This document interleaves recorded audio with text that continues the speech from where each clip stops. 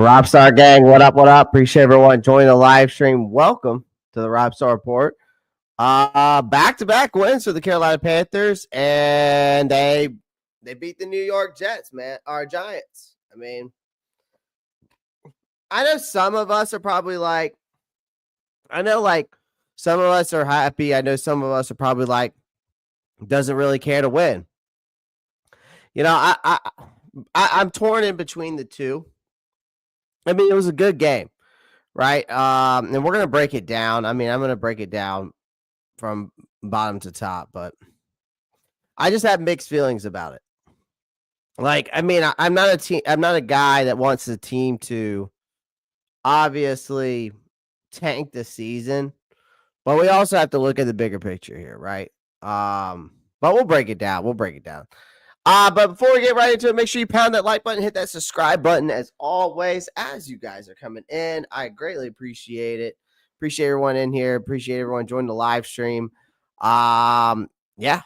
So let's get right into it.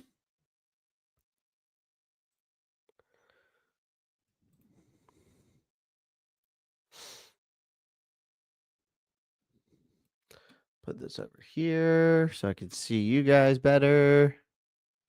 Remove that. And then we're going to go over here. Go over here. All right.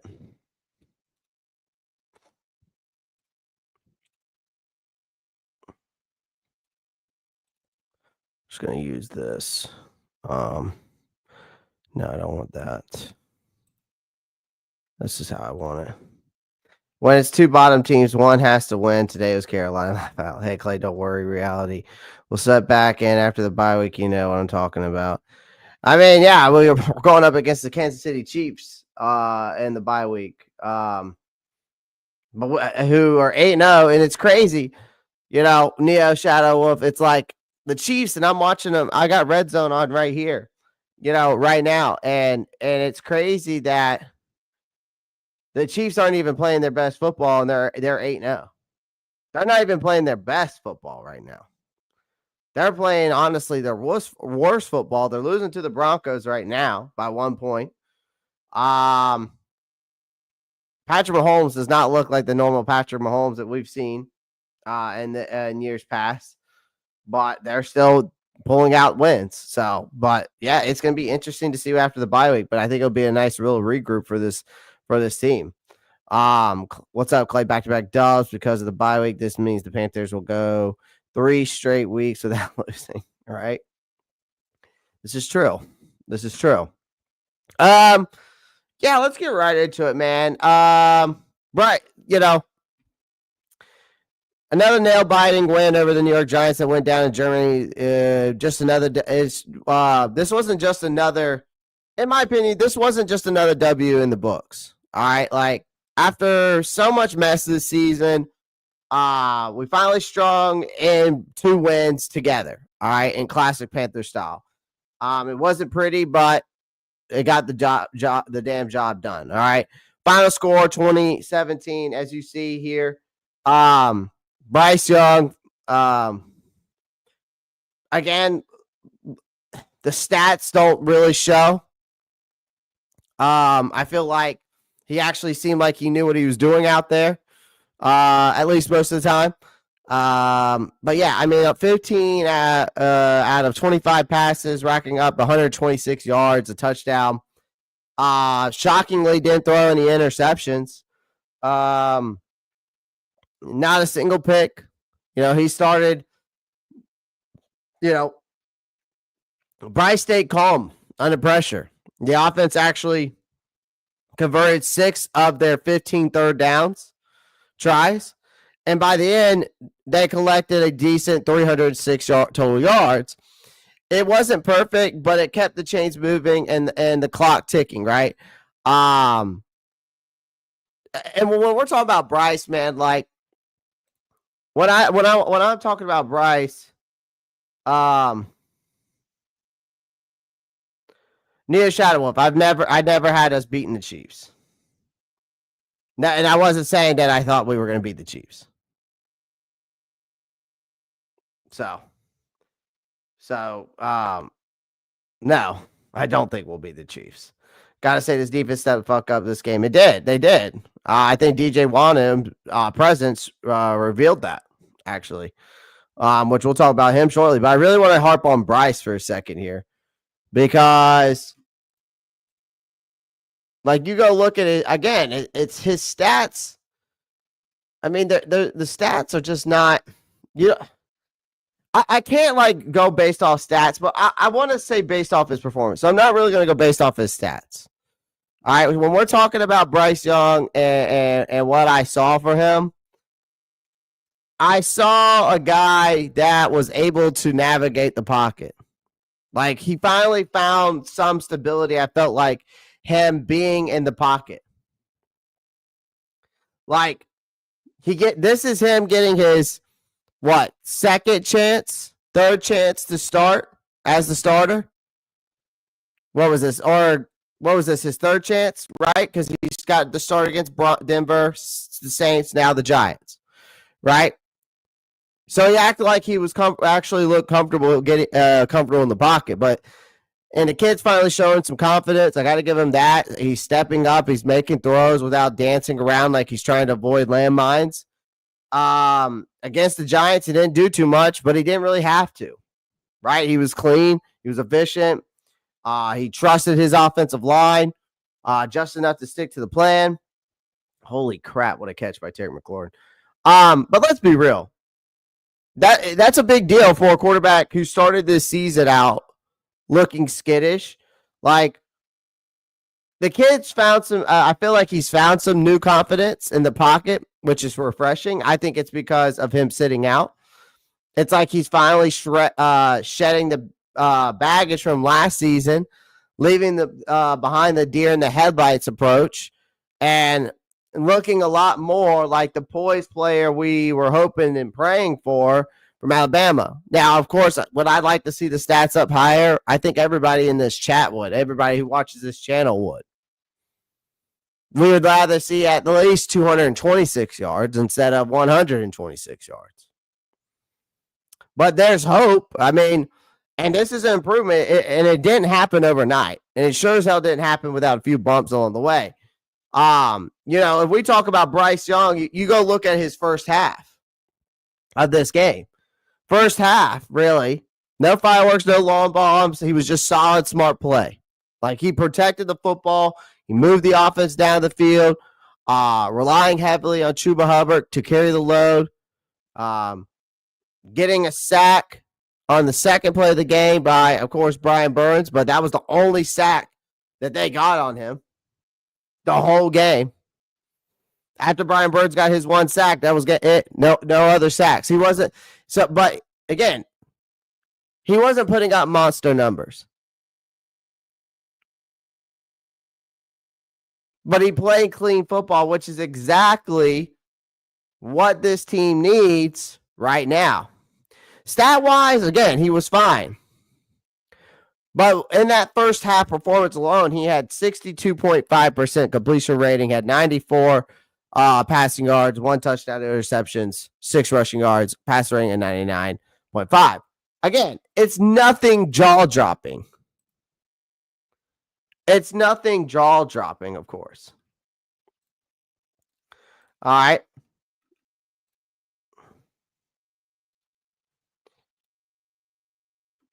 Right? So, when we're talking about Bryce Young, man, you saw him be more confident. He's playing. It seems like he's playing more freely. He's having fun. But in the game, we were in a game where the Panthers had to avoid self-sabotage at all costs, right? And was doing his part to not let things implode. They're playing to Bryce Young's strengths, though. They're finally getting some smart coaching, right? For once, the Panthers coaching staff wasn't trying to force Young to be something he's not, right? They weren't trying to force Bryce Young to be something he's not. That's the biggest thing. Like, if we're looking at his stats, you can tell that's what they're not They're trying to not force him to be something he's not, and that's what you've been asking for since he's gotten here. Now, again, they weren't asking him to launch bombs downfield or scramble for 15 yards like Cam Newton was in his prime. Like, instead, he's doing game management things, right? Like they're setting Bryce Young up as a game manager. And it works. Like, if you think about it this way, Bryce Young isn't Lamar Jackson. He's not Patrick Mahomes. He's not even close to either one of those guys. And that's fine. But the game plan that they built around him has been solid decision-making, short, high-percentage plays that allow Young to stay in his comfort zone. Then you got Chuba Hubbard running all over the Giants' defense. Young didn't have to play hero ball. And that's exactly how the Panthers could win games with him at the helm. By making him be steady, consistent, right? Reliable option who keeps the offense moving and doesn't turn the ball over. But again, Bryce Young's just he's just doing enough. That's it. And that's all they're asking of him. Like, Young definitely left some plays on the field in this game. He missed a couple of throws he should have hit. The sideline pass to Jalen Coker late in that game, that was ugly. He missed it plain and simple. And here's the thing. He didn't screw up in any catastrophic way. He avoided the big mistakes, right? And kept Carolina in the game. Panthers defense came through. They forced turnovers, made crucial stops, which I've been asking for this defense to do. But Bryce Young did just enough to not waste the effort. He finished the day, again, I know the stats ain't it, 126 yards, a touchdown, and most importantly, 0 interceptions, 0 fumble. In a tight game like this, that's what matters. So you've been wanting to see him play well in these tight games. So sure, it could have gone either way, but Young kept the ball safe, and that's why Carolina walked away with this win. But it's nice to see Bryce Young go out there, have fun, and it shows because, that's what you want to see out of this kid at this point, because Young has looked miserable, like he's trying to survive out there from last year to now going into this year. That's what happens when you're the number 1 overall pick on a team that feels like it's barely holding together. But something's different now, and I can't figure out what it is. But they're finally showing signs of, he's starting to show signs of his old self. That confident, calm, borderline cocky player who took over college football. He didn't sulk after being benched. He didn't come back out here feeling sorry for himself. He's moving from one play to the next with confidence, and even smiling again. It's been night and day from the rookie who looked like he was about to break down on the sideline, and that Young isn't there yet. Like, Young isn't there yet. Not by a long shot. He's not there yet. But he's having fun, and that's huge for this team, all right, and for this game, right? I mean, for the 3rd game in a row, Young did enough to earn his keep as Carolina's starting quarterback. His numbers aren't anything to write home about, but he kept us Panthers on track, limited his mistakes. He walked out of Germany with a win, and he even got a bit of luck on his side with a couple of giant miscues that helped him out, closing it out in overtime. The defense forcing that turnover and recovering it. The Panthers managed to win 2 games in a row for the first time since 2022. Young was a big part of that, and let's not get carried away. This wasn't a perfect performance, all right? He's still got a lot of work ahead of him.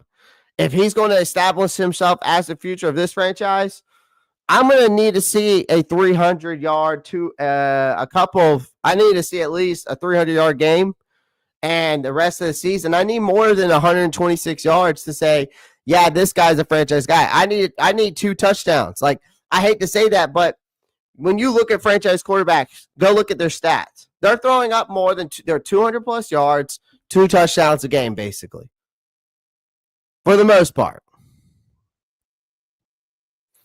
Again, this is promise. It's promising, and it's a win. The Panthers have their bye week, coming up next, and it's a brutal matchup against this Patrick Mahomes and Chiefs team, right? I right now, let's enjoy the break. You can enjoy the win, whatever you want to do, however you ever see it. I know there's people out there, there's content creators out there that don't like it. I know there's Panthers fans out there that don't want the win because they want that number 1 overall pick. But yeah, I mean, again, this is a different team. This is different playing. This kid's playing with different confidence. Do I believe in Bryce Young? No, I still don't believe in him. Do I think this is progress? Yes, I absolutely do think this is progress. Is it a step in the right direction? Absolutely. But a lot of people would say no. A lot of people would say, no, we can't be winning any more games. We need to tank the season so we can get the number 1 overall pick. Some people believe that.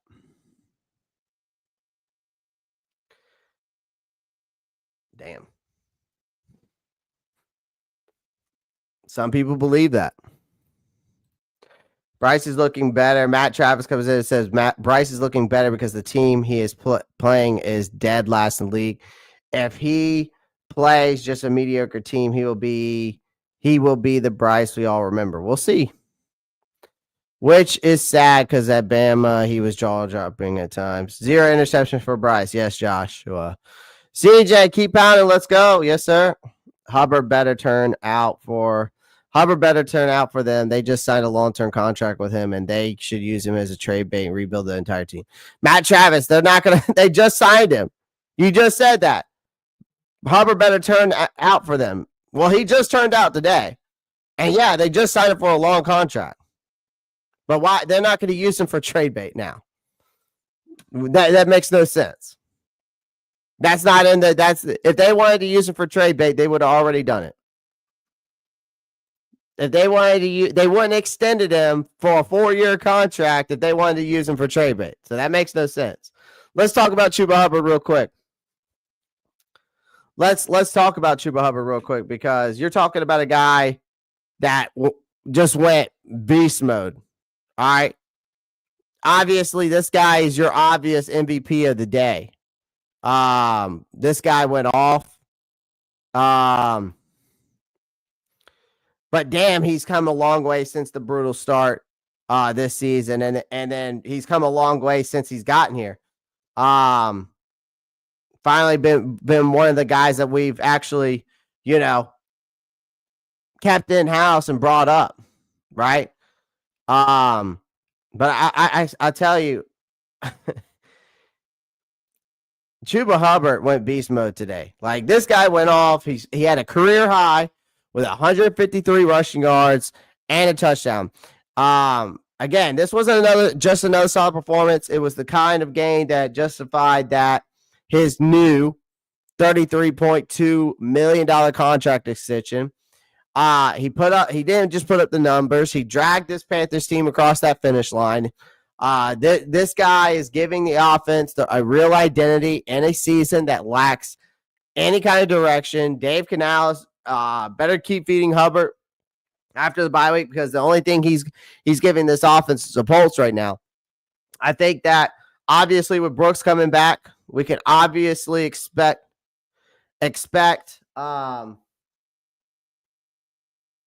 probably some obviously I'm hoping to expect like a two-headed monster between those two. Hopefully a double trouble 2.0, Jonathan Stewart, D'Angelo Williams type of day. When you got Brooks, like I said the other day, is a guy who could be a third down back.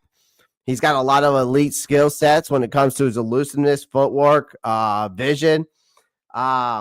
It's going to be interesting how they use those guys because if you look at Hubbard right now, Hubbard only needs 100 and 182 yards to break 1,000 yards. He's averaging 5.1 yards per carry. He's got 6 touchdowns on the year, 161 carries total. He had 28 rushing attempts in this one, 153. I mean, you talk about a career day right there. Chuba Hubbard has obviously earned that contract, in my opinion. Let's see how it looks in the next 3 games against the Chiefs, the Bucks, the Eagles. I still think that in those 3 games he could break 1,000 yards in 2 of those games.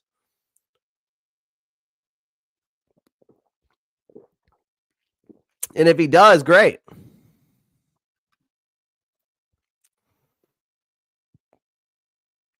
If he does, great. Let's go look at the receiving core here. Jalen Coker, 3 catches, 41 yards. You got Xavier Leggett, 3 catches for 40 yards. David Moore, 2 catches for 18. Chuba Hubbard, 4 catches for 16. And then you had Jadavion Sanders, 2 catches, 8 yards, but that, of course, the touchdown. Obviously, again, the problem is I'm looking at, Jalen Coker, 3 receptions, but 8 targets. We got Xavier got 3 catches for with 4 targets, but the question mark there for me is Jalen Coker. Again, some of the passes that Bryce threw were not Jalen Coker's fault that went his way. But Jalen Coker, there were some that did go that were in the breadbasket that Coker should have made. And they didn't. But it is what it is. Of course, we had a fumble. We had 2 fumbles in this game, but let's talk about the defense, man. Let's talk about that defense. Clay, we sent back, son. I wouldn't go that far, man. I tell you what, the defense finally showed some teeth in this game, man. You got A'Shawn Robinson with a sack. You had DJ Wanham with his debut had a sack. He had 2. A'Shawn Robinson had 2 tackles for a loss. You also had DJ Wanham for 2 tackles for a loss. This wasn't soft unit we've seen for much of this year. They picked up 2 sacks, again, 2 interceptions as well. Forced the Giants into uncomfortable territory all afternoon. I felt like this defense was aggressive. They kept the pressure on. They made sure New York didn't find an easy way out. But the turning point in this game for me was this game wasn't going to end in regulation. That would have been too easy for this for the Carolina Panthers, right? It had to go to overtime to settle this one. Right as overtime literally started, the first damn play, A'Shawn Robinson decided that he had enough. He was ready to go home. He punched that ball out of Tyrone Tracy Jr.'s hands, forcing a fumble. That linebacker, Josie Jewell, scooped up at the Giants' 24-yard line. 4 plays later, it was up to Eddie Pinheiro, and in a moment, that was just pure clutch. Like, he drilled the 36-yard field goal right through the uprights. Panthers win, Giants lose. And just like that, the Panthers walking off the field with their second consecutive victory. So, Josie Jewell, actually, I gotta give some shout out to Josie Jewell, man. He wasn't picking up scraps of that fumble recovery. He racked up 6 tackles, as you could see. Snagged an interception, proving he's got some fight in him. He's still got some fight in him. Because I have obviously been very, what's the word I'm looking for? I've been very hard on Mr. Jewell because I felt like I expected more out of him, and we really haven't seen much. In this game, I felt like I saw a lot more out of him in this game. I wouldn't say we're all the way back there, Matt Chatter. It's progress. It's in the step in the right direction. But,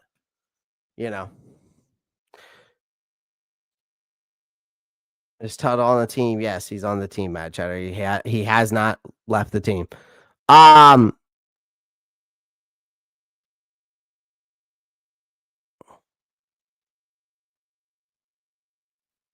Shout out TJ Sanders.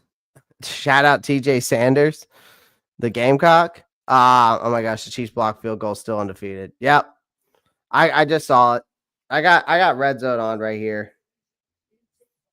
I got red zone on right now.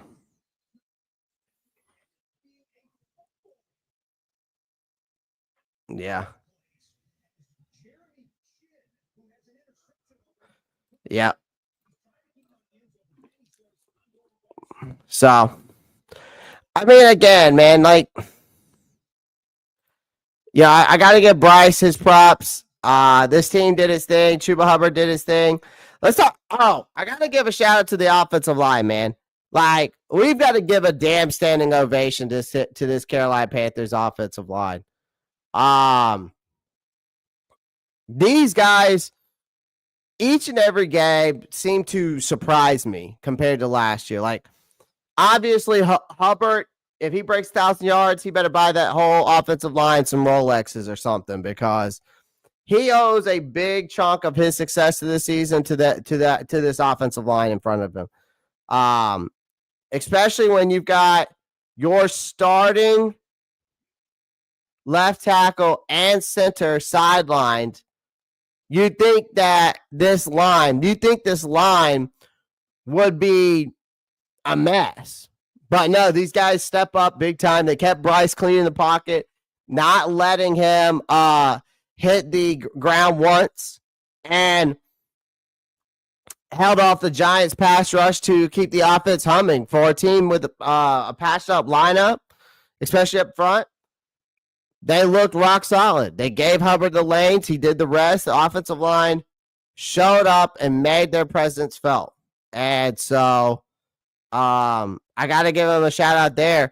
Another person that I got to give a shout out to in this game is of course, I got to say, even though the stats don't show it, I got to give Jadeveon Clowney and DJ Wanham, both of them. I know I talked about DJ Wanham a little bit, but on defense, this Panthers actually looked like they were doing something that we've been asking for a change. Outside linebackers, Jadeveon Clowney, DJ Wanham. Well, finally, we started seeing some pressure, some enforcements up front. I think Wanham's arrival seems to have lit a fire under Clowney, or kind of given him some help that he's been needing. All right. Because Clowney looked like a man who was possessed out there. So did DJ Wanham. They were applying a constant pressure on Daniel Jones. They logged 3 tackles for a loss. All right. Sacked him once. They were responsible for that clutch pass breakup that led to that interception. Wanham even managed a strip fumble to put the cherry on top. So these two linebackers made life hell for the Giants offense and showed that this front seven could look like when everyone's clicking. Problem is though, I still have an issue. This run defense is still bad. Like, for as good as this Panthers defense looked in the past game, they're still atrocious when it comes to stopping the run, man. Like, they held it together in the first half, but when Giants running back Tyrone Tracy started running wild, he started breaking through chunky yards. He finished the day with over 103 yards and a touchdown on 18 carries. Our run defense is putrid, man. Like, we're lucky that Tracy's late game fumble gave us a lifeline in this game, because without that turnover, the Panthers might have blown it in overtime. This run defense is the weak link in a unit that's otherwise starting to find its footing, and they need to patch it up fast, because if they want to keep this momentum going. I'm just not a fan of this run defense right now. I thought the pass defense was great, but I'm not a fan of this run defense right now. Still. I love what I'm seeing for young players. And shout out to former Panthers having the best game ever against the Steelers. This Saints and Falcons game is wild. This Bucks game and San Francisco game is wild right now. Stuff to do, just stopping through to show love. Appreciate that, Roadmaster. Evero's scheme is trash. Canals can't stop calling screens. I feel that.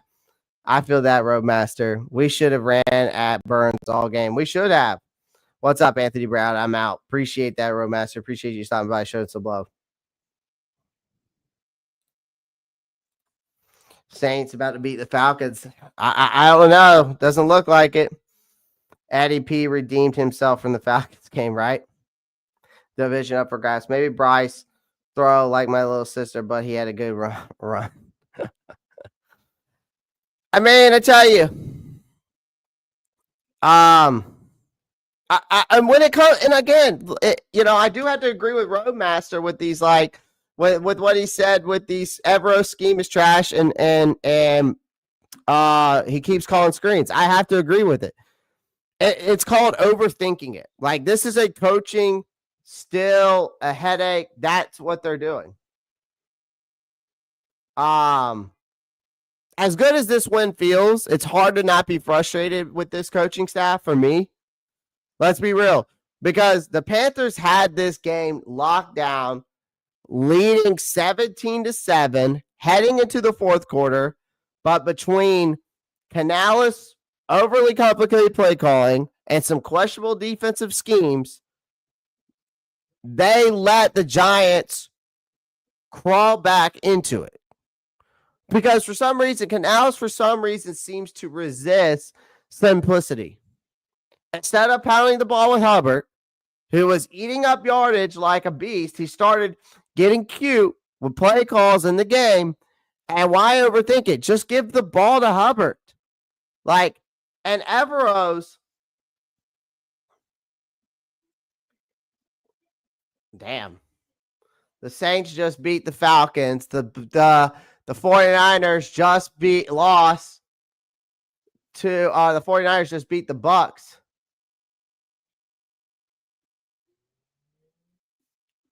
It's crazy, man.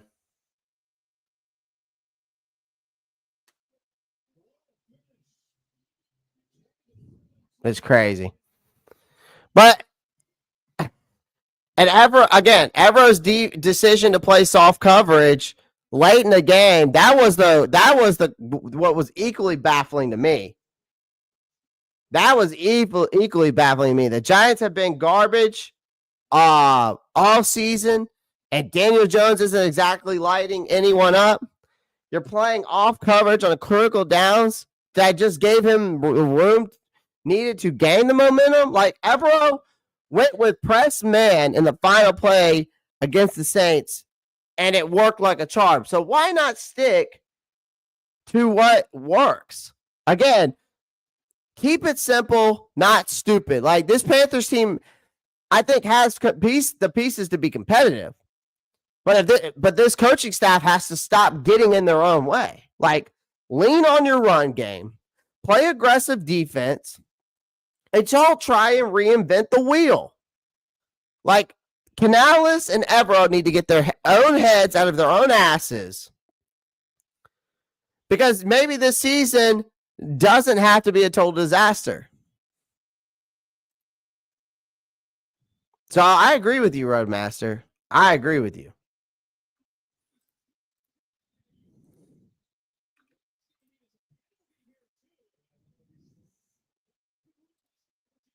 I didn't skip it. I read your last comment, Matt Chatter. Clay, if DJ plays well for the rest of the year, we only have to find Clowney a replacement in the draft in the second round. Still want Mason Graham, a very good edge rusher in second. Yeah, I think Neo Shadow Wolf. I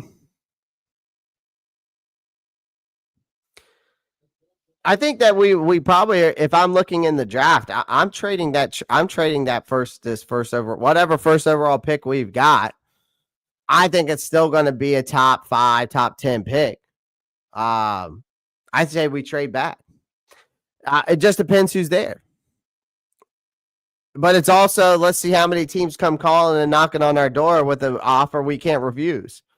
Because there's going to be a team out there that's going to be, depending where we are, who want a quarterback, possibly, that we might be ahead of. And they're going to be knocking at our door saying, "Hey, what are you going to do with that pick?" So I would like to try to get more draft capital. I would like to go into this upcoming draft with at least 11 picks. We only have 9. We confirmed that the other day, I think. I'm still kind of confused.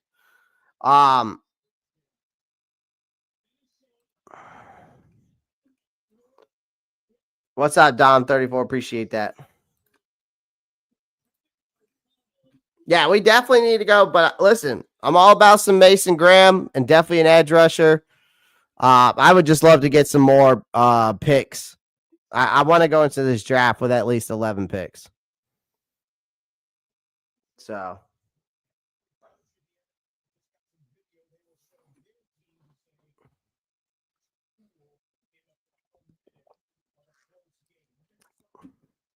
Appreciate everyone joining the live stream. Do me a favor, smash that like button, hit that subscribe button if you haven't already. Greatly appreciate it. Greatly appreciate it.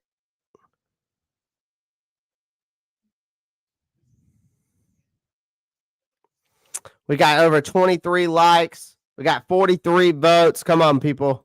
Make sure you smash that like button. I would greatly appreciate it on your way in or on your way out.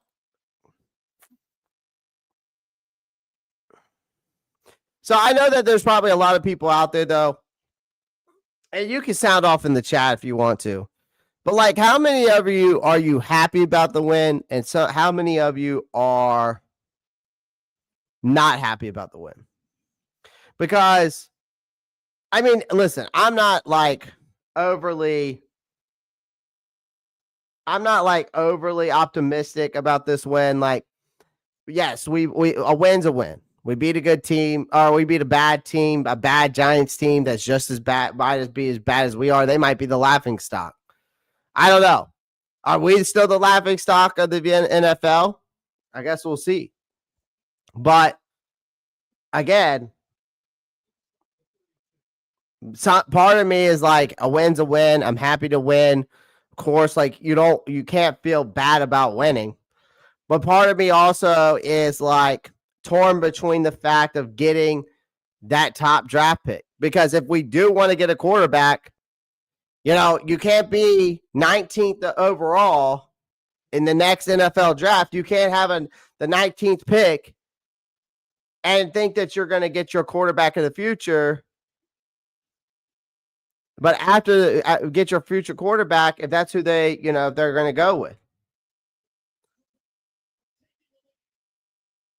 Like, you're going to get Joe Schmo. Yeah, I just saw that. What the freaking throw by Russell Wilson to Mike Williams. Mike Williams, nonetheless, the guy that just got traded away from the New York Jets. Like, what a throw. Back shoulder fade. Perfect timing. And then he makes the play on the ball. Yeah, it was a nice little go route, and he just throws it over.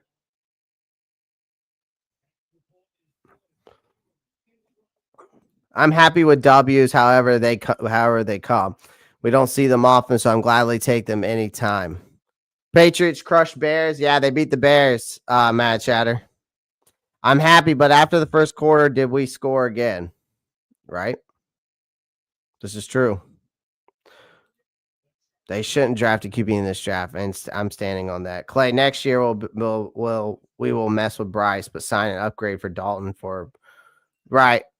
I mean, here's the thing. It's going to be interesting on how this turns out. Like, we've already know that, like, when we go, like, Dan Morgan came out and said that everything is on the table in this next draft. I understand that. So what does that mean for Bryce Young? Does that mean that they're going to go after a quarterback? Like, I need to, he said everything is on the table. So in this next draft class, is there a guy that they go after? I don't know. It's very weird right now because of Carolina. Here's the thing. I don't think they beat the Chiefs. Okay. But then you've got a 4-6 Buccaneers team You got what's the next 3 games? Chiefs, Bucks, and then who? So we got a schedule. So you got Chiefs, Bucks, Eagles. You got a Chiefs team that's squeaking by teams. I don't think we're beating the Chiefs, so let's be honest. All right. But then you're at home. You're home against the Buccaneers, who's 4-6, who's a struggling team right now. So the question is, do we get a win against the Bucs? I don't know. At the Eagles, no, they're coming in hot right now. The Buccaneers would definitely need to win that game against us at home when we're looking at this schedule. But back-to-back wins. We're 3-7. Again, we'll have to see where that lands us when it comes to the draft. When it comes to the draft, yeah, we're not getting Shedeur Sanders. So again, I'm going to tell you right now, anyone that's in my chat that thinks that we're getting Shedeur Sanders, even if we had the number 1 overall pick, Shedeur Sanders will never come to the Carolina Panthers because his dad would pull Eli Manning real quick. And I'd be fine with that because I don't think Shedeur Sanders is that good. I don't know why people think he's that good. He doesn't have an arm. His arm is no better than Bryce Young's. I'm sorry.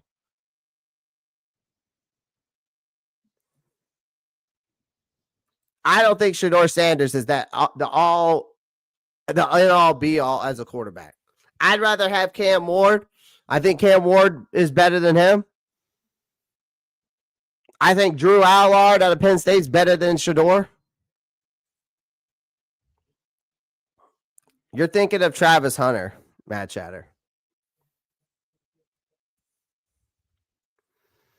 You're thinking of you're thinking of him. Yeah, I again, I don't think if we do get a quarterback in this draft, it's probably going to be a 2nd or 3rd round. If that. Like, they're not going to get one in the 1st. Sanders, and I don't know why people think Shedeur Sanders is as good as he is. I just don't see it.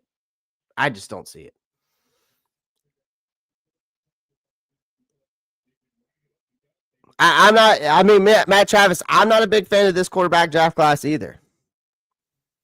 I'm not a huge fan of it. Now, I'm all about defense, though. We can go get Mason Graham. Go get Kyle Kennard in the 2nd round. That'd be filthy. But the way Kyle Kennard's playing right now at South Carolina, he might end up being a top 5 pick. If he continues what he's doing in these next, again, if he continues to play like this against Missouri, Wofford, and Clemson in the next 3 games, Kyle Kennard, Kyle Kennard might be a steal at the 2nd round.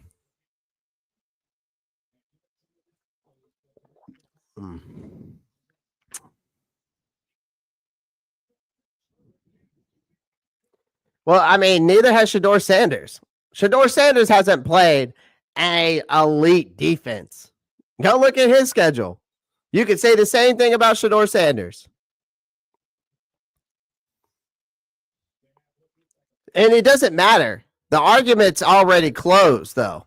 Shedeur Sanders will never be a Carolina Panther, even if we had the 1st overall pick. He's not going to come here. His dad won't allow it. He's already said that. His dad only wants certain players to be there.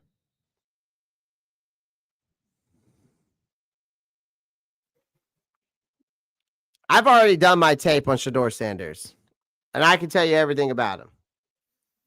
I'm just not going to completely break it down. I've got guys that I would pick above him very easily. Very easily. Who have better arm talent and have the actual typical size that you're looking for. It's just as weak as Bryce Young's arm. And that's exactly correct. He cannot throw off platform.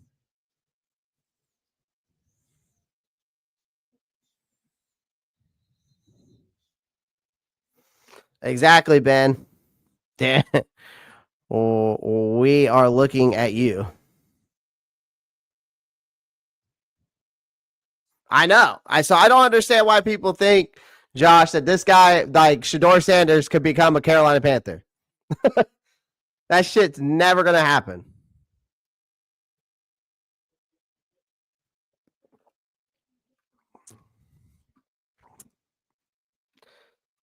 Prime even came out and said that shit.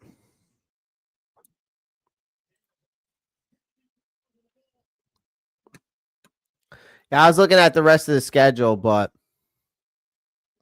so again, I mean, it does come down to a lot of things, though. Yeah, Tampa lost. We have a tough second half of the season schedule. We do. Again, we're not beating the Chiefs at home against the Bucks. I mean, the Bucks look questionable, but am I taking them over the Bucks team that's probably trying to chase the playoff? 336. I'm a Jackson Dart fan too. I'm a Jackson Dart fan. I think you could get him. I've seen Jackson Dart in PFF fall to like the 6th round or 5th round. But we've seen a lot of Ole Miss quarterbacks and guys from Lane Kiffin's offense come into the NFL, and they just shit the bed. Matt Corral's one of them, but he also came to a terrible Carolina Panthers team.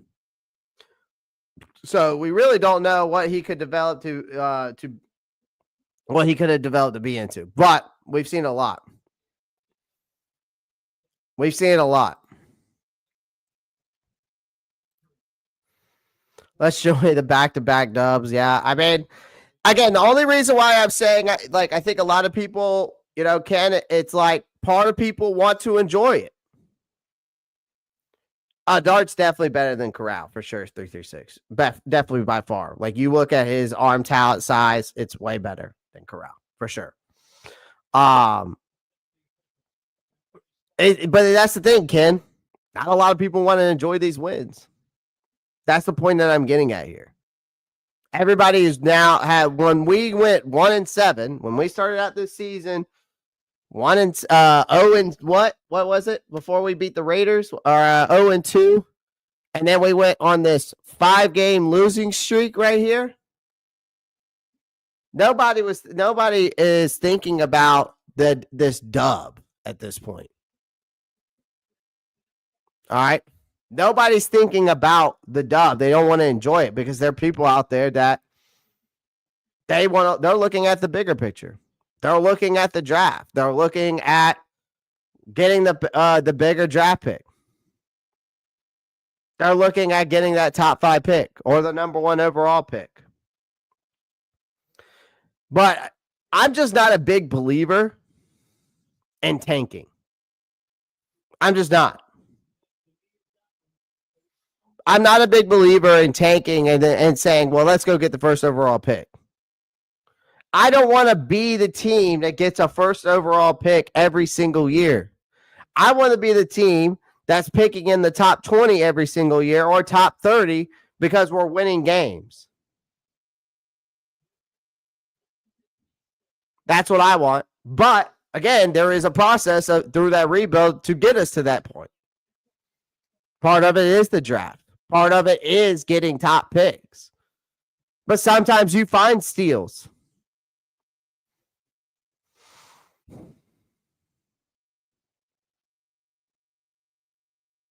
But I'm not a fan of tanking. So, I'm happy with the win. But I do, I'm kind of curious as to see where we land now.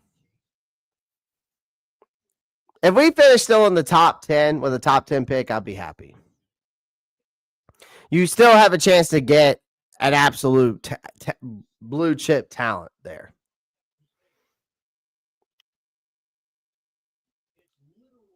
you still have a chance.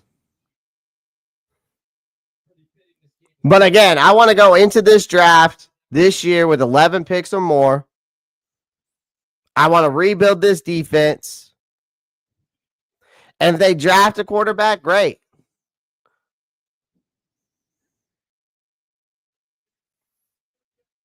But yeah. Oh, I agree, Jeff. Tanking doesn't work. You definitely have to know how to develop whoever you draft, for sure. That's why you're seeing guys like Jaden Crometti getting pulled up. That's why you're seeing Chow Smith Wade getting put on the field, and that's why they let Troy Hill go. Now, of course, Xavier Legette, Trevor Wallace, Jadavion Sanders, Jalen Cooker. That's why those guys are on the field. But of course, they have to be because we don't have any other wide receivers. Deontay Johnson got traded, right? Of course, and then Adam Thielen's been injured. But Trevor Wallace, obviously, Shaq Thompson is out for the year, but that benefits this guy to see what we have. But I'm interested to see how the rest of this season goes because, I mean, I could see the rest on this schedule. If I'm looking at the rest of this schedule, I could see 3 more wins. Like, in all honesty, if I'm looking at the rest of this schedule, I could see 3 more wins. You got a questionable Buccaneers team that's 4-6 right now. I can see a W there. You got a Cowboys team that's injured. You got Dak Prescott out for the year. Their defense hasn't looked that good. Mike McCarthy's on the hot seat. Trading for Jonathan Mingo for a 4th-round pick. Thanks, Jerry Jones. Cowboys could be a W, and we're home for that. Cardinals could be a W. They're not that good either. Kyler Murray's too worried about playing Call of Duty right now. The new Black Ops. It just came out. And then who knows? Maybe you find one here at the end of the season. I doubt it because the Falcons are going to be fighting for the playoffs. And the Buccaneers probably are going to be fighting to make the wild card of the playoffs as well. But I just named 3 games that are at home that I think that you could possibly win. But that's it. You're not beating the Chiefs. You're not beating the Eagles. And then at the back end, you're probably going to lose to the Bucs and the Falcons at their home turfs because they're both going to be fighting for the playoffs.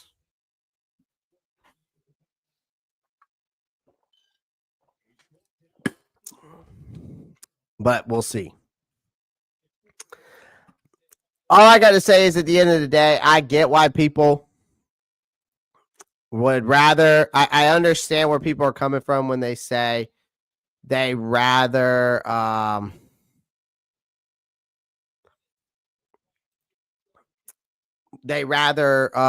what's the word I'm looking for? They rather not win and get the draft picks. I get it. But at the same time, how often aren't y'all? But no, a lot of people are tired of losing. So it'll be interesting. I'm gonna pull up today's press conference and we can watch that. Let me get the press conference up real quick while I wait. While you guys wait, give me a second. I'm gonna try to find it here. Here it is. And that was 2 hours ago. Here it is. Perfect. Let's pull this up.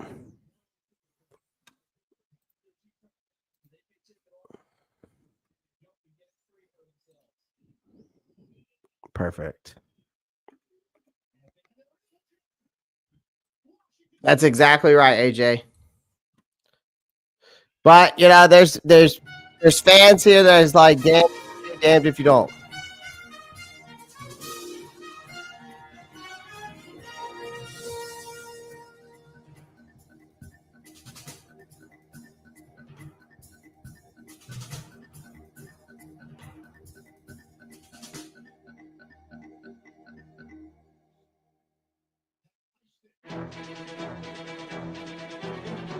My God, so wait, this press conference went on without anybody coming on for a straight 40 minutes.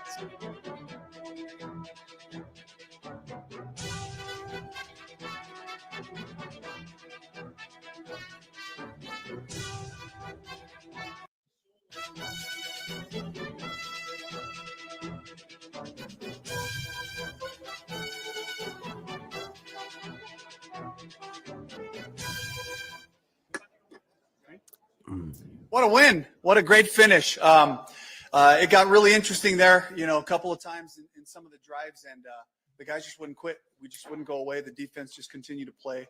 Offensively, just trying to find some wins right there at the end, but to see a ball punched out in overtime, sometimes it takes a little bit longer than regulation, but I'm really proud of this group and the finish that we continue to play with and find a way to come away with these games at the end.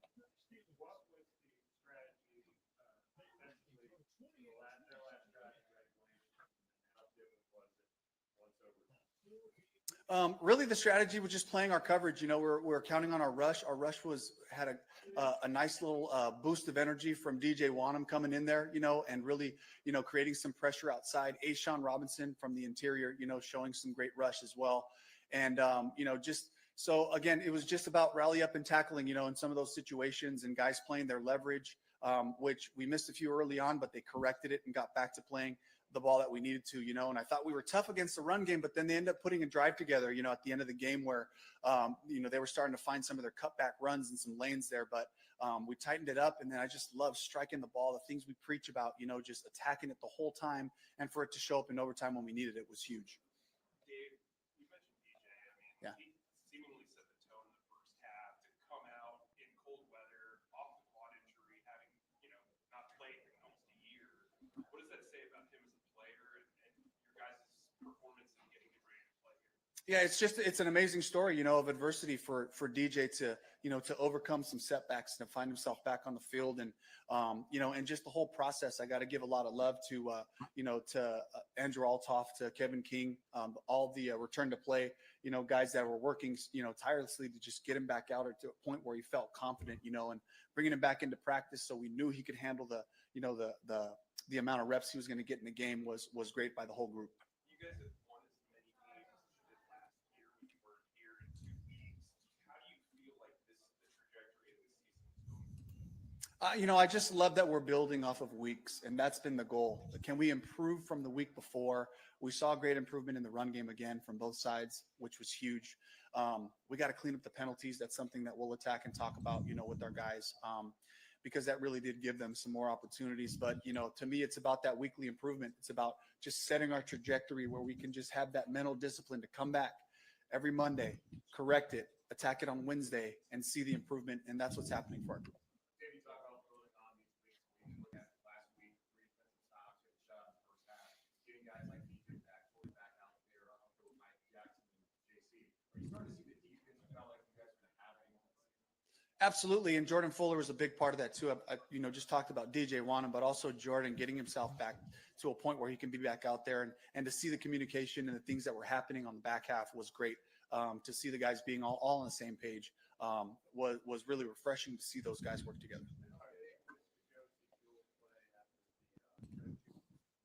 Oh, it was huge, and on that drive, offensively, we got to find a way to finish that game. And Bryce had a beautiful throw on a 3rd down to get us a new set of downs. And we had 2 runs, didn't make a lot, but we took some time off the clock. We were hoping to, put a little bit more pressure on them. But, I got to take my hat off to the Giants, and Brian Daboll and Daniel Jones just taking the ball down there on that last drive to send it into overtime.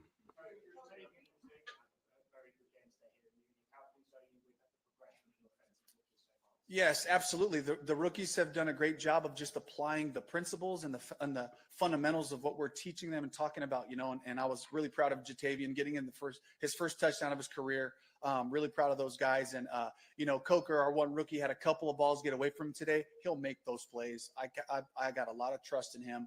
But it was exciting to see the guys run around and play fast again.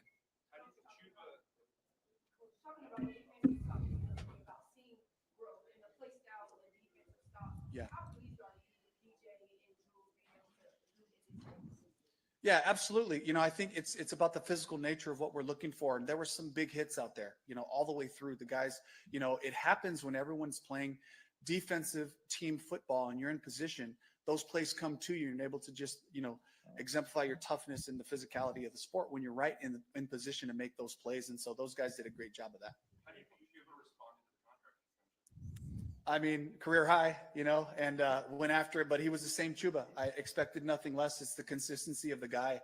He showed up again and ran hard and ran the runs the way we wanted to versus the different looks. And they made it challenging on us, but we found some wins in there. And we were able to finish the ball running it like we wanted to. Was there some anxiety on your part when he went down?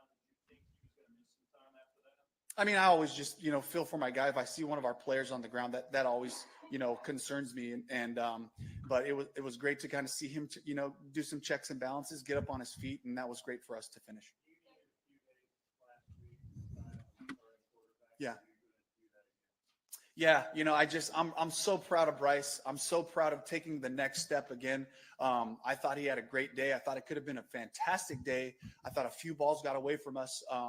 A couple of times that would have really turned it into an exceptional day, but he handled the rush well. He handled the different coverage looks and all that. So again, we'll take all the information, we'll do all that, but Bryce certainly is making a statement to all of us. And so, I just can't tell you how proud I am of just weekly progress. And that's the goal for all of us.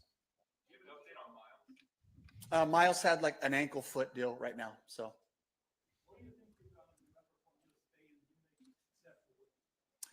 The environment, it was absolutely electric in the stadium. The stadium itself is beautiful.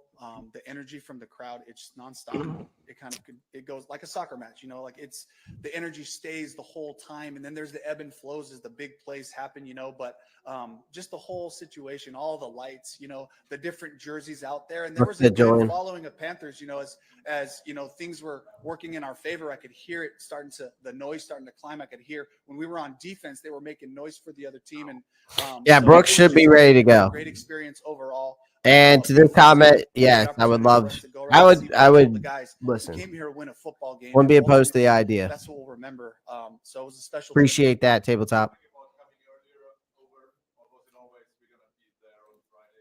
Yeah, we thought about it, and what we thought would have been the best for us is to have 2 good solid practices at home, sleep in our beds, hydrate, take care of our bodies the way that we normally know how, and that way that we can shorten the amount of time. I would have loved to be here for a week myself so I could see more of the city and take advantage of that. But we thought it was the best thing for the whole group to show up on Friday, to be able to see the city on Friday a little bit. Saturday afternoon, guys had an opportunity to do that as well. So, but I thought our guys were fresh. I thought they played hard all the way through, and it paid off for us. I can't tell you that right now, but certainly, Bryce made a great statement for himself today. So, can y'all even hear the press conference? I can barely hear the people myself though, with my computer all the way up, like asking questions. Yeah, it's a lot of the communication up front for the run game and making sure when we have our blocking. But I am going to pause it right there real quick because Canales, they keep asking him about is Bryce going to be the named starter? Of course, again, Dave Canales is doing this thing that I just don't understand. This is where I think the overthinking part comes into play. Like, you got a kid who has notched his second straight win as a Carolina Panthers starter, but yet Dave Canales is still playing coy on whether Young's the guy moving forward. 2 wins in a row, a glimmer of confidence, and still no guarantee for a team that's been starving for even a hint of success. And this guy's refusal to commit feels borderline insane to me. Like, Young keeps winning, Canales keeps waffling. Young has now put together 3 solid outings. He led the Panthers to back-to-back wins and actually exceeding last season's total victories. You'd think this would earn him the official nod, but Canales is still out here hedging his bets after the Panthers' Week 11 bye when they face the Chiefs. Canales still won't confirm if Young will be under center. If it's as if he's allergic to stability at the quarterback position, despite Young finally delivering some. Now, sure, maybe Canales is just talking in circles to keep everyone hungry. But let's get real. You bench Young again after 2 wins. That would be a crushing blow, not just to Bryce Young, I think to the whole damn team, because they're playing for this kid right now. For a young quarterback who has all the confidence right now, is doing everything you can ask for him right now. The stats don't lie. The stats are the stats. But it's just like alluded to, he's doing everything you could ask for in a game manager, because that's what he's doing. He is a game manager right now. Right? He's finally having fun again. He's doing just enough, and that's all we need. They're playing to Bryce Young's strengths, which has finally been some smart coaching, right? He's navigating in the pocket better. You're starting to see that he's finding some stability. Again, I don't think Bryce Young is the answer. Do I think that he is the future of this team? Do I think he's the franchise guy? No, I don't. I still don't have confidence to say that yet. But has he turned it around? Has the progress? Have we seen progress? Yes. Yanking him from the starting lineup now, I think, would throw a lot of momentum out the window that you have. It's not like the Panthers have been lighting it up offensively before this anyways. So they finally got some rhythm, yet you keep dangling this open competition nonsense over everyone's head. Again, I get that you're trying to maybe force this kid to earn it, but I think at this point, he's already earned it and you already have the momentum with it. Like, his recent play has brought much needed energy to this offense. He's cut down the mistakes. He's shown flashes of his college brilliance. And most importantly, he's giving the Panthers fans a reason to believe that they're actually building something here, which is what people have been saying in this chat today, which is building a winning culture, getting back to that. And that's been, I think, more important than anything else. And let's be clear, the team has a real shot to grow around him if Canales just lets him play. Consistently messing with the Young's role only invites doubt and keeps this team in perpetual limbo mode. I think the reality is that all signs point to Young staying the starter. I think if Canales' refusal to confirm it borders on stubborn and risk derailing whatever chemistry this offense is finally starting to build. Like, if Canales is serious about turning this team around, he needs to stop overthinking it. Right? Same way he's been coaching these games. So Young's won 2 straight. But let the kid have his damn job, and let's continue to see what he could do.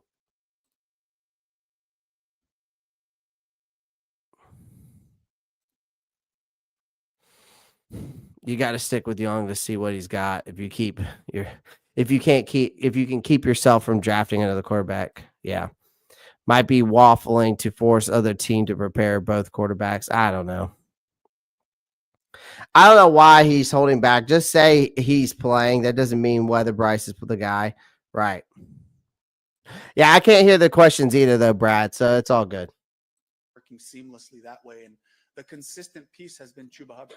And he's continued to do a great job in there, but I think that Cade Mays, our center, who's now played for a couple of games, Brady Christensen was our center. He moved out to tackle, and that group played so well.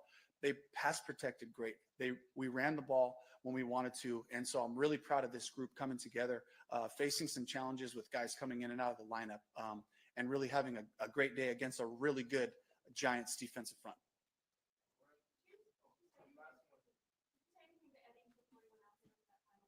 Absolutely not. I just let Eddie be Eddie. He went out there. He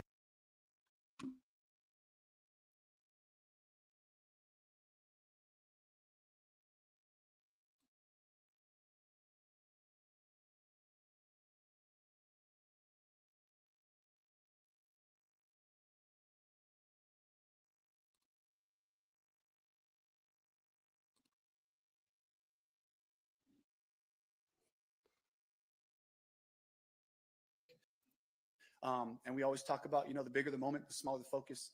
Focus on your fundamentals. Take your approach the same way you do every time. And he got it done for us. So I'm really proud of Eddie. All right. Thank you.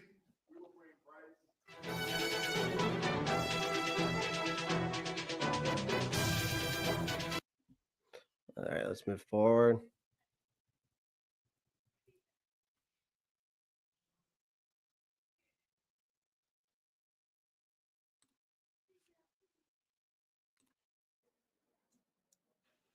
Positional, what does it say about this team to be able to make those defensive plays at the end?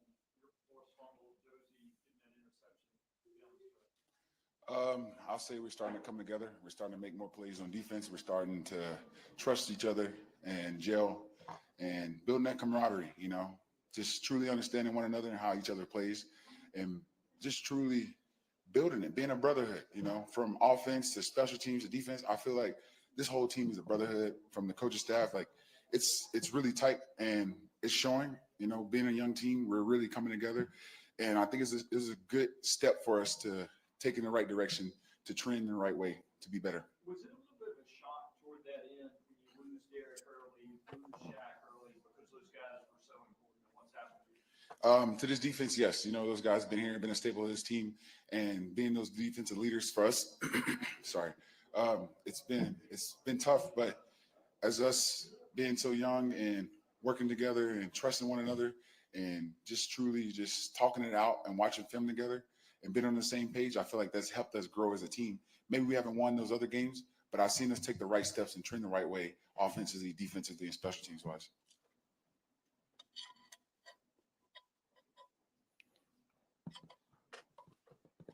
Could you just kind of walk us through the forced fumble? I mean, what did you see on that play and what were you trying to do? The 2 minutes before, we were talking.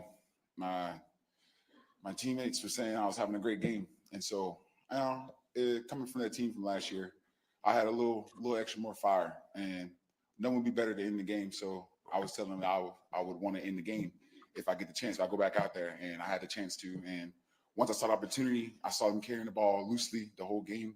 We've been going at it after it, and I just had an opportunity just to go after the ball. I knew if we get the ball back, we have the chance. We seal the game. That's game. So that's all I was looking for. I saw the play, guard set me inside.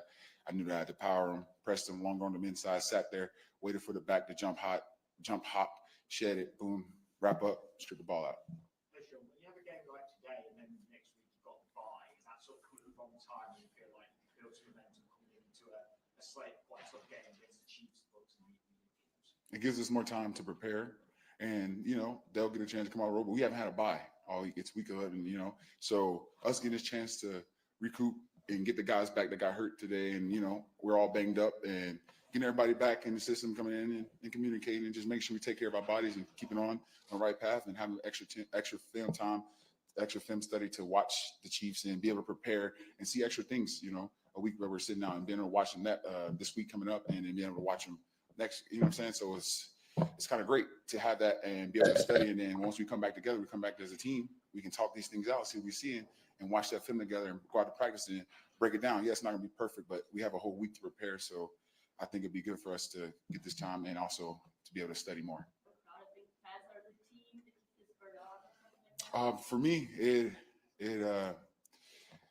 gave me more juice, growing up, watching soccer, being a big soccer fan, being able to go out here and play on the pitch and not be able to have the opportunity for 9 years until I have my first chance now and go out there, that it was so rushing, a thrill, excitement, everything I wanted. It was a high that I was riding since we got on the plane, and I felt the team kept riding that, and we were feeling it, and we had a great week of preparation, and we stayed it, even coming into Germany, and we just stayed the course and just stayed on everything we needed to do.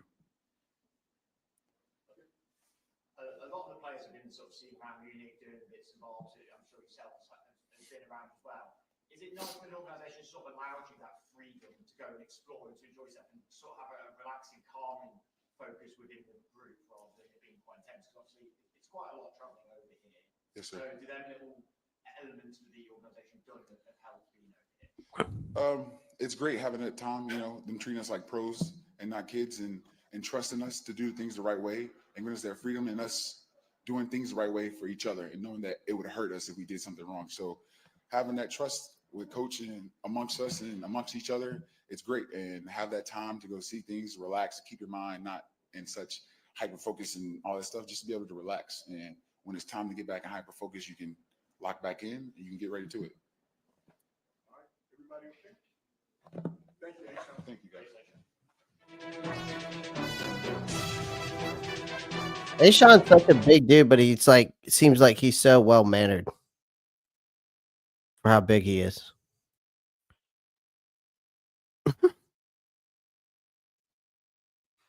Funny, beating Cowboys will help our 4th round pick from them and hurt our own picks. Yeah.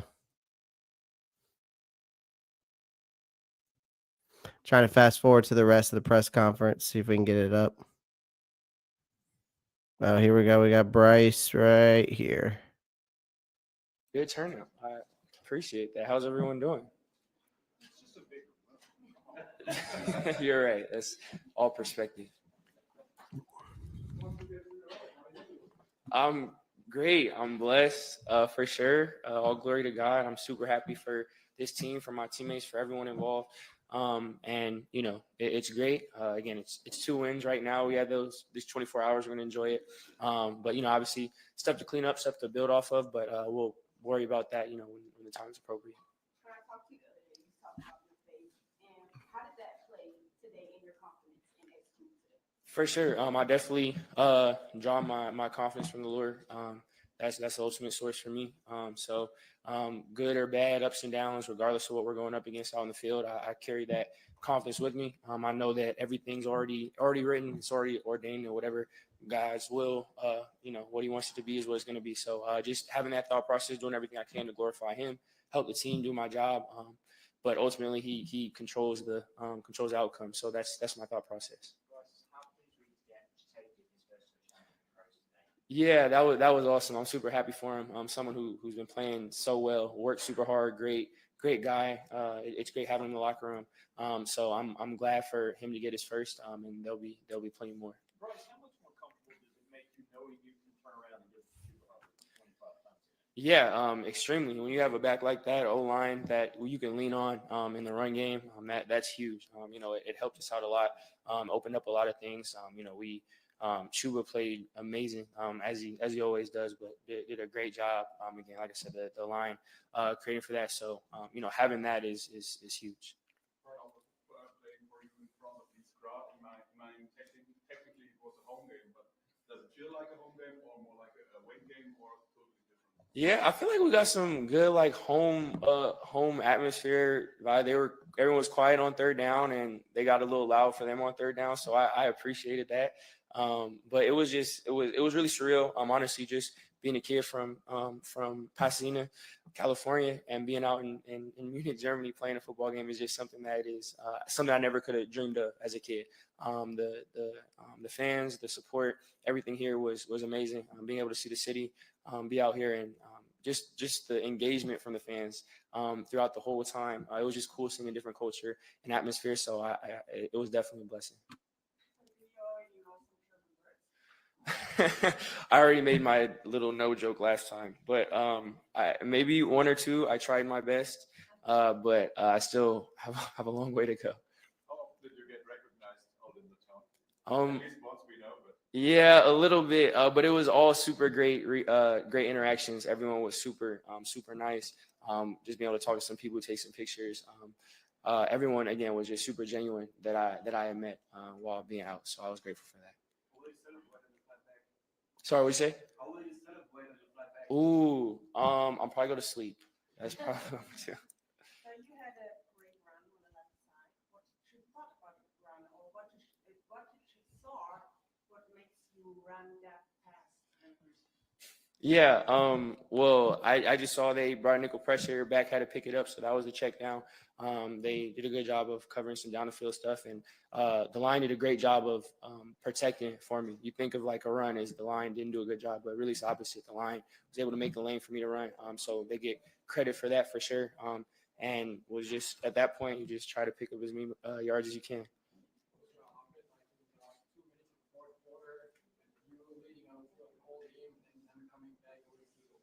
Yeah, I mean, it was good. It's football. We wanted to obviously finish it offensively, maybe a different way, but the defense did a great job of picking us up. At the end, handing us the game like they did. They played great and balled all game, but those are the moments you live for. Just having those opportunities again. When we watch the film, we'll definitely see stuff that we want to do better, but those are the moments that you live for, that are that you work for. So it was just good being a back and forth game like that, and for us to be able to prevail. Bryce, with 2 wins on the bounce now, I know you're on surviving from that rest of the period, but has it sort of come at an inconvenient time because you've gained some momentum here? And would you like to be taking that into playing against the Chiefs? I think for us, it's just, even if there is a week in between, we still have to find ways to build off of it. Like you said, obviously, our next opponent, obviously, have a ton of respect for them. That speaks for themselves, obviously, the success they've had. So we know we're going to have to be at our best. But even with the break, you still kind of, have to try to feed off of it again. When it's time, we'll clean stuff up. We'll see what we did well and build off of it. But I don't think it's something you lose. It's just something you have to, you have to harness and then grow from. Bryce, what do you take away from these last 2 weeks? Just the resilience of this team. Overtime win today, win last week. That was back and forth with a good drive to take the game, and the defense coming up big with a stop with just a 1-point lead. Just the resilience. It hasn't been always the prettiest, hasn't been perfect, but just us being able to stick together, trusting each other, play for each other, I think has just been the biggest thing that's stood out. I think just honestly the same, just leaning on this team. We've had a lot of different moments, a lot of, we've had a lot of adversity. And for me, just the ability to know on offense, I have 10 other guys that I know are going to do their job. I know are going to compete, that I'm grateful to go to war with, and the defense being the same, having all the faith in the world in them. I'm not saying that's different, but it's just great us, growing in that together. Thank you very much. Appreciate you guys.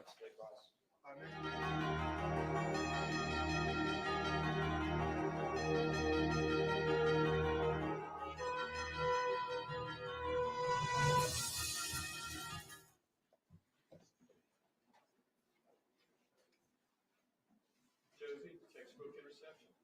Textbook, sure. Whatever you want to say on that one. Yeah, it kind of fell into my lap there. So good to have one out. I almost had one about 2 plays before. I probably should have had another. So. Can you take us through the interception? Do you practice it like that? Yeah, I don't know. Mark, it's just a random one, disagree. honestly. Mark, I don't disagree with you. Like, am I buying in? Am I on this team as a whole right now? Like, I don't know. Like I said, I think that it's like, if we go, with the poll question I put up there, like, it's progress. It's a step in the right direction. That's kind of where I'm looking at it right now. That's it. But I'll take any that I can get. Josie, Sean said here a second ago, it's taken this defense a little bit to kind of learn itself. As you guys have gone through the course of this season, what are you starting to figure out about this particular group? Yeah, it's been a lot of how to play off each other.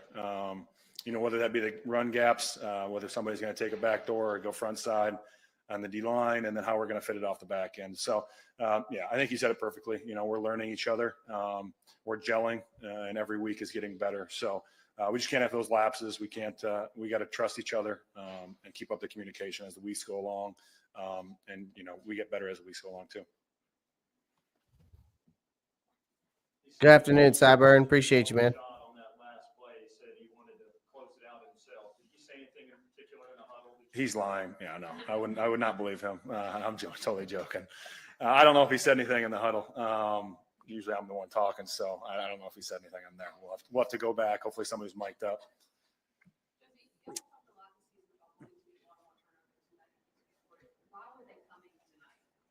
Yeah, I mean, we're pretty conscious throughout the week of,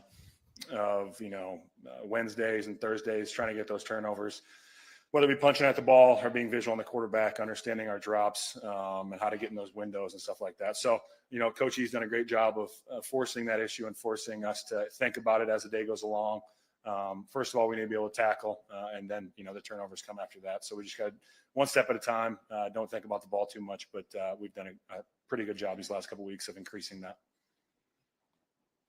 Just when you make plays like this today, then the reaction from the crowd when then plays happen, does that give the sideline a lot of juice for you guys? So you're like raring to get back out there again and cause more havoc? For sure. Yeah, definitely. The fans out here have been amazing. A lot of energy, that's for sure. I enjoy whenever we come out to London or when we came here to Germany. It's been awesome. The fans are crazy, which is always good, loud for us. And like I heard Bryce saying, they were quiet on some of his third downs, and they were definitely making some noise when we were on the field on third down. So it's been a great experience.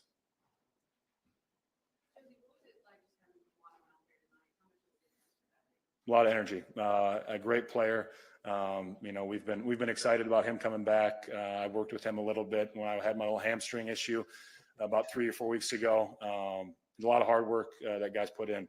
It's a tough situation coming back from that injury and having some things that he had. So we're very grateful to have him back out there. Creates a lot of I agree, juice, Tyler. and he can get after the tackles and get after I quarterbacks. definitely agree. Lovely.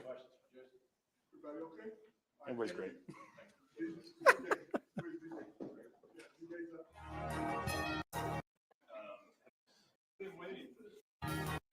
What? Yeah, I've been waiting. All right. DJ, I know we talked earlier, but have you been able to process this at all? Nah, not yet. It's a lot going on right now. But obviously, it felt good getting back on the field today, playing with the guys, playing with Josie, playing with other guys. So I haven't processed it yet, but I'm sure they'll hit me as soon as we get on the play. I'm with you there Okay. as well, Cybird. I'm on the train as well.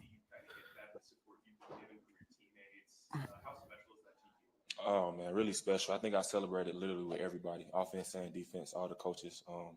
But just knowing those guys, they've been there. They've seen me come in the locker rooms every day, how hard I work. So it's just amazing seeing those guys come work with me. Come cheer me on. You had some game-changing plays tonight, in your first game back. How did you prepare yourself to pick up where you left off? Really just the training staff, They got me prepared for everything that I was going to have to do, in the game today. Appreciate everyone joining the live stream. Do me a favor, smash that like button, hit that subscribe button. Said that this defense was just beginning to kind of learn each other and learn what it was capable of. As you look at this thing coming in now, what does it look like? What are the next steps look like? We got the guys, obviously. We just got to keep going, We got players that can make big plays. Obviously, we've seen that today. We just got to keep growing closer, continue building together, and the sky's the limit for us. Yeah, Brad. I mean, listen, this defense definitely stepped up today. I think the pass rush got better, but our run defense is still trash. Our run defense is still trash. So, I mean, the defense isn't injured anymore. Like, you got DJ Wanamaker, you got Jadeveon Clowney. The only person that's technically out is Shaq Thompson. You got Jordan Fuller back. You still have Xavier Woods out there. And then, of course, Derek Brown. But the only people that are out on this defense is Derek Brown and Shaq Thompson now. Wando's back. You got Clowney. You got Trevor Wallace. You got Josie Jewell. I said that. So, I mean, that's only two people. Two people. Brown's a big loss for sure.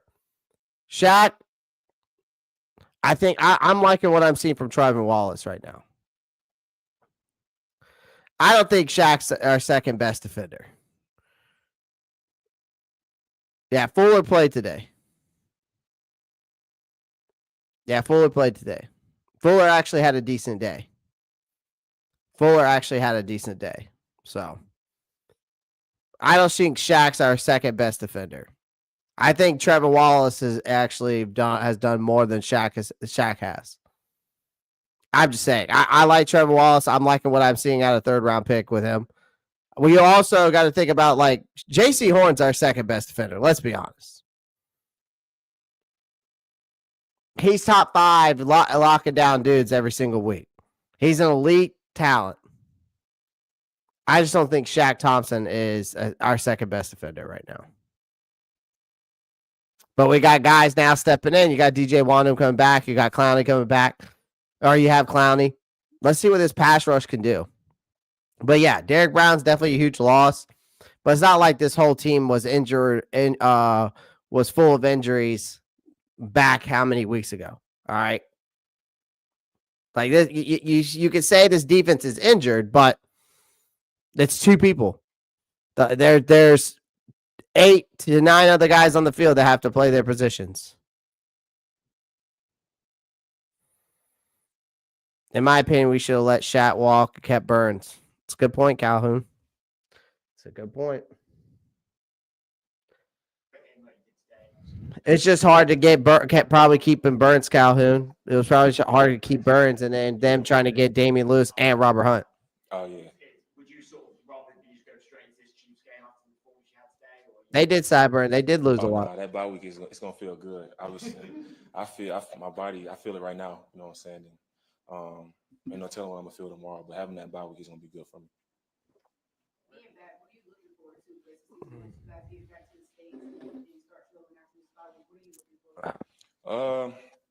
Just for us to continue doing what we're doing. You know what I'm saying? We're on a winning streak, and we can keep going. We got the guys, we got the players.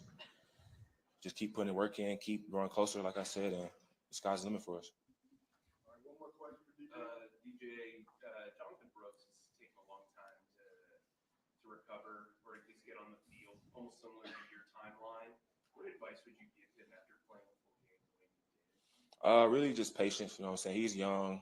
And we got, we got some good backs in the backfield, but just patience, dog. Your time is gonna come when it's supposed to come. Just be ready. Thank you, DJ. Yep. All right, Chuba Hubbard.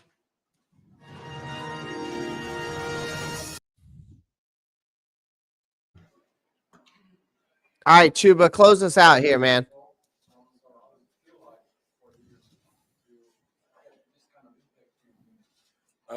Definitely a blessing. I mean, more than anything, I just want to win. So, to win in that fashion, obviously, it was a little crazy at the end. But That's an interesting take, to Cyburn. get 2 in a row with my guys feels good, especially in Munich. You guys have surpassed last year's win total in 10 games. Where do you think the trajectory of this team is going? Upwards. I've been saying it, week in and week out. Just keep trusting the process. May not show up week 1, week 2, or week 3, but it's going to show up eventually, and we're just seeing the product of it. Can you put this week in perspective when you began with what you call a life-changing contract and the trip over here and then a career rushing day for you? Yeah, I mean, just God.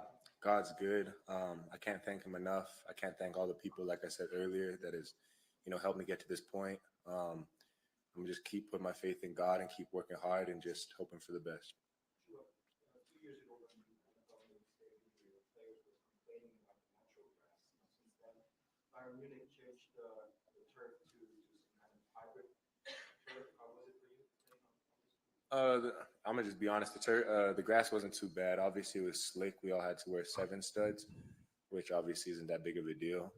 So a slight change, but overall, not good. I mean, I kind of buckled my knee earlier and I slipped out, so I think it actually saved me. So I'm gonna say thanks for that. Holy crap. He just basically said that.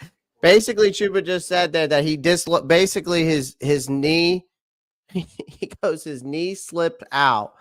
And he said the turf saved him from a serious injury, basically, is what he said. That's insane. That's basically what he just said. All right. Safe to say to get Chuba's jersey. Yeah, I would. I'd hop all over on that thing. God, thankful. Obviously, could have been a lot worse. I've actually had that kind of happen a few times over the last few years where my knee kind of dislocates a little bit but goes back. So simple as just God. I can't really say much about the tackle. Today you had a really good game. So what makes you better in the last couple of years? And or is there anything else you would like to get better for the future? just staying consistent and, working hard. I always use the analogy, just keep chopping at the tree till it falls down. So, I just tell myself, keep working until it shows up. I'm always trying to get better in every part of my game. So I can't really specify on one specific thing, but I'm just going to keep trying to be my best for my team. Chuba, we know how you work. What's your process like during your bye week? Do you allow yourself to recover a little bit and chill out, or is this going to be the normal Chuba, I guess, work week? It's definitely going to be a work week. I also have to learn to, just relax and take care of my body so I can finish the season strong. So that's the part that I'm going to, try to make sure I take some rest and get off my feet. But, mentally, I'm still going to attack it. We got the Chiefs, so it's a big game, and obviously want to go 3 in a row. Did you know there was no jugs machine here today for your pregame workout? Nah, well, my guys told me before, and I wasn't too happy, to be honest. But we improvised and made it work. That's what happens flying internationally. Not everything's going to go your way, but still be all right. Chuba, the atmosphere here today, I think they're playing country roads, doing all kinds of different stuff, like some frisbees or paper airplanes in the air. What do you think of the whole vibe? It was a good vibe. It was a real good vibe. I mean, yeah, from the singing, they were real loud, whole game. That's something you can appreciate. The energy was just always high, so it was definitely a fun atmosphere.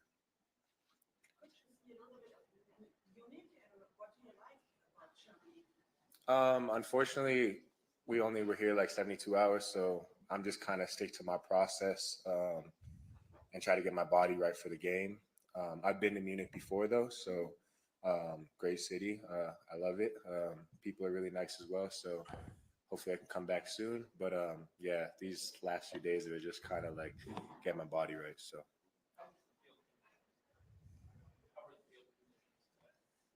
yeah, as I said earlier, they weren't too bad. Obviously, they were a little slick in my opinion, but when you put the 7 studs in, you're pretty good. So not really any complaints too much there. Last question, two more. The NFL Academy, which is I'm all late, but just watched the locker room video. Canal saying no practice before the play the Chiefs. He's probably just talking about the bye week. I don't know unless he was excited. I don't know, but there's no way they don't practice before they play the Chiefs. They're probably going to take this bye week off. They'll practice a little bit, but for the most part, it's going to be, and it's not even going to be a padded practice. They're just probably going to rest, whatever else, hydrate like they're saying, but there's no way they don't practice before the Chiefs, Kristen. There must have been some adrenaline going through his mind when he was saying that. I don't see that happening. Will Brad Ezick finally get to be the offensive coordinator for future years, and Dave Canales just oversees the team? Dom, honestly, I think that needs to happen now. I've been preaching that needs to happen now. I'm not liking the play calling I'm seeing from Evero either. So, I think from the offensive standpoint, though, yeah, I think Brad Ezick needs to start now. Yeah, I doubt that's happening, Kristen. There's no way that's not that. There's no way that's happening. There's no way. They've been here this weekend, and a lot of them will stay and stay. They definitely will practice before the Chiefs game. I'm from Canada, so international, but obviously not as far. No, you're good. But to any kid that aspires to be in the NFL, I just tell them, work hard and trust yourself, and don't let anybody tell you any different that you can't make it. If you believe in something, go all the way for it, and then if it doesn't work out, that just wasn't in your plan. So just say work hard and trust God, and let it all come together. Thank you very much, Chuba. Oh, sorry, go ahead, man. Chuba, you said being a Panther means everything to you. After having a career night tonight, what is something that you're proud of yourself for, coming all the way over here to Germany, playing in a different time zone, being able to dominate like you did today? What are you proud of yourself? Just proud of the team and everybody. Honestly, our training staff, nutritionists, everybody just kind of getting us acclimated. They put together a good plan so that we, caught a quick turnover and we're able to still recover and do all that. So, I attribute that to them. But for me, I just kind of had the same mindset as always, just work hard, give it your all, and let it all come together. Thank you. All right. Well, that was the press conference. Really didn't give us much. Yeah, not much going on there with the press conference. Yeah, overall, man, like I said earlier, alluded to earlier, I mean, again, whether you like it or not, the team won. Again, I think this team has the pieces to be competitive if the coaching staff stops getting in their own way, because that's what Dave Canales and Ajir Evero are doing. Continue to lean on that run game. You got Jonathan Brooks coming back, so that's going to be huge to even lean on it more. Continue to play aggressive on defense. The run defense is still atrocious. It's not any better. I thought that we saw a lot more better out of the pass rush. But they just don't need to try and reinvent the wheel here right now. The thing is if Canales and Evero can get out of their own heads, maybe this season doesn't have to be a total disaster. As it comes for Bryce Young, the reality is that all signs point to Young staying the starter. But, again, Canales' refusal to confirm it borders on stubborn and risk, and it's derailing whatever chemistry this offense is finally starting to build. So if Canales is serious about turning this team around, continue building this winning culture, you're also talking about developing talent. He's got to stop overthinking things. It's also time to switch to let your OC that you brought here, Brad Ezek, to be the OC, and you oversee the team. You got Bryce Young, who's won 2 straight games for you. Just let the kid have the damn job, see what he can do. Again, it's a win-win situation. Either he shits the bed, we get a higher draft pick, or he develops, and then we start winning football games. Simple as that. All right. Again, do I think Bryce Young is the is the end all be all, the future of the franchise? No.